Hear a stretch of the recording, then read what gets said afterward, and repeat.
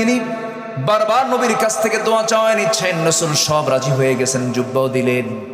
এরপরে তারা জানাজায় হাজির হয়ে গেলেন। রাসূল জানাজা শুরু করবেন, পিছনে ওমর ফারুক রাদিয়াল্লাহু তাআলা দাঁড়ায় গেছেন, কারণ নবী আছেন যেখানে সাহাবীরাও সেখানে যেতে বাধ্য। তো কিন্তু পিছন থেকে সাইয়েদনা ওমর বলছেন, ইয়া রাসূলুল্লাহ, একটা কিতাবের বর্ণনায় পাওয়া যায় পিছন থেকে আমার নবীর জুব্বা পর্যন্ত টেনে ধরে বলছেন, ইশারা করে, হুজুর আপনি কার জানাজা পড়ান, সে তো মুনাফিক।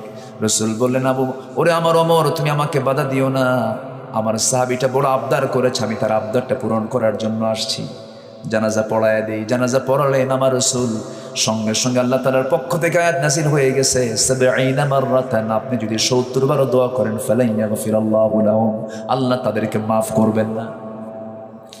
আপনি নবী আপনার পবিত্র মুখ দিয়ে মুনাফিকদের জন্য দোয়া করলেও দোয়া কবুল হবে না, তাহলে যে মুনাফিকদের জন্য রাসূল পর্যন্ত দোয়া করলেও কবুল হয় না,